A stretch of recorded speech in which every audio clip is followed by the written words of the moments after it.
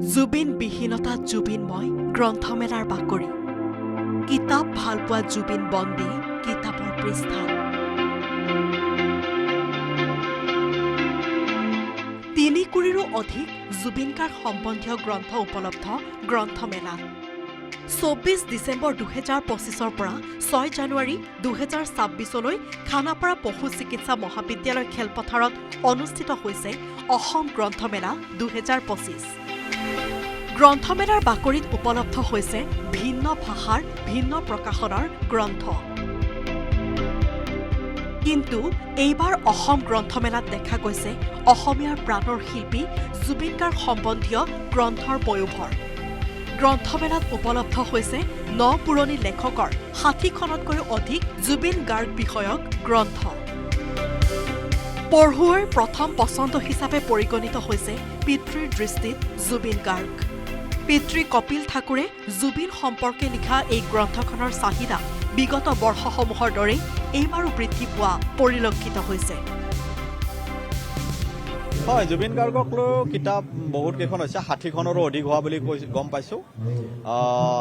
নিঃসন্দেহে সেইবিলাক এটা ক্ৰেজ এটা আছেই, গতিকে সেইবিলাক কিতাপে বিক্ৰী হৈছে। কিন্তু কোনখন কিতাপ বেছিকৈ বিক্ৰী হৈছে সেইটো যদি প্ৰশ্ন সোধা হয়, আগৰ কেইখন গ্ৰন্থমেলাত পিতৃয়ে লিখা কিতাপখন বেছিকৈ চলিছিল আৰু ইয়াত হয়তো আৰু বেলেগ বেলেগ গ্ৰন্থও চলিব।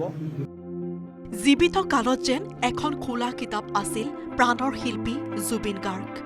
তথাপি প্ৰিয় শিল্পীৰ প্ৰতিটো কথাই যেন প্ৰতি মুহূৰ্ততে আকৃষ্ট কৰে অনুৰাগীক। সেইবাবে প্ৰাণৰ জুবিনক নিজৰ কাষত স্থায়ীভাৱে ৰখাৰ প্ৰয়াস গ্ৰন্থপ্ৰেমীৰ। জুবিন গাৰ্গৰ বিষয়ে নজনা কথা জানিবলৈ আগ্ৰহী পঢ়ুৱৈসকল। গতিকে এইবাৰ গ্ৰন্থমেলাত চাহিদা বৃদ্ধি পাইছে জুবিন গাৰ্গ বিষয়ৰ গ্ৰন্থৰ। নিশ্চয়কৈ জুবিন গাৰ্গ বিষয়ক গ্ৰন্থসমূহে প্ৰাধান্য পাইছে। আমাৰ প্ৰাণৰ জুবিন, গানৰ জুবিন, জুবিনৰ গান আৰু আমি বেলেগ কিতাপো ৰাখিছোঁ, বেলেগ বেলেগে প্ৰকাশ কৰা জুবিন বিষয়ক গ্ৰন্থ, সকলোবিলাকৰ আদৰি লৈছে ৰাইজে। এইটো নিশ্চিতভাৱে জুবিন গাৰ্গ যুৱ প্ৰজন্মৰ হাৰ্থব আৰু অসমৰ হিয়াৰামত হৈ আছিল। গতিকে তেখেতৰ মহাপ্ৰয়াণৰ পিছত অসমীয়া মানুহে তেখেতক লৈ উৎসুক হৈ আছে তেখেতৰ বিষয়ে জনাৰ কাৰণে। গতিকে তেখেতৰ বিষয়ে বহুত গ্ৰন্থ ওলাইছে আৰু সেই গ্ৰন্থসমূহ গ্ৰাহকে কিন্তু আঁকোৱালি লৈছে।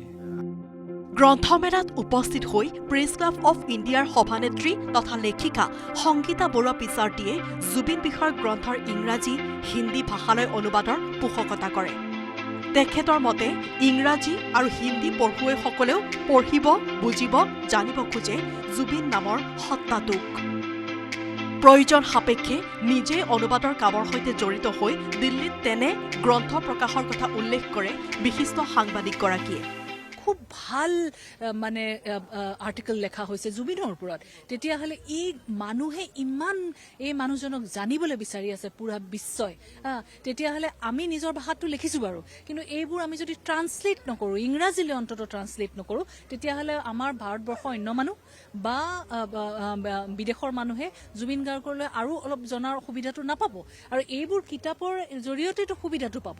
আৰু কিতাপ সি ভাল পাইছিলে, তেতিয়াহ'লে সেই কিতাপৰ জৰিয়তে যদি আমি আৰু অকণমান তাক আগবঢ়াব, তাৰ যিখিনি কথা কৈছিলে, তাৰ যিখিনি তাৰ ভাৱধাৰা আছিলে, সেইখিনি যদি আমি আগবঢ়াব পাৰোঁ, অসমীয়া জাতিৰ কাৰণে সি কি আছিলে সেইটো যদি আমি আগবঢ়াব পাৰোঁ অকণমান, তেতিয়াহ'লে আমাৰ চবৰ মনতে ভাবিব লাগিব। মইতো অফাৰে কৰিছোঁ যে এটা বা দুটা ময়ে ট্ৰান্সলেট কৰি দিম আৰু অন্য মানুহ আমি ধৰিব লাগে যি নেকি ভালকৈ ইংৰাজীলৈ ট্ৰান্সলেট কৰিব পাৰে আৰু ভাল পাব্লিশ্বাৰৰ লগত লৈ আমি দিল্লীত কিতাপখন আকৌ ইংৰাজীত লঞ্চ কৰিব লাগে মোৰ হিচাপত। মুঠৰ ওপৰত জুবিন গাৰ্গবিহীন প্ৰথমখন গ্ৰন্থমেলাত প্ৰত্যেকটো কোণতে যেন থিতাপি লৈছে জুবিন গাৰ্গে। প্ৰত্যেকজন ক্ৰেতা, বিক্ৰেতা, প্ৰকাশকৰ প্ৰথম পচন্দ হৈ পৰিছে জুবিন গাৰ্গ। গুৱাহাটীৰ পৰা প্ৰিয়ব্ৰত গগৈৰ report, news 18 Assam north east.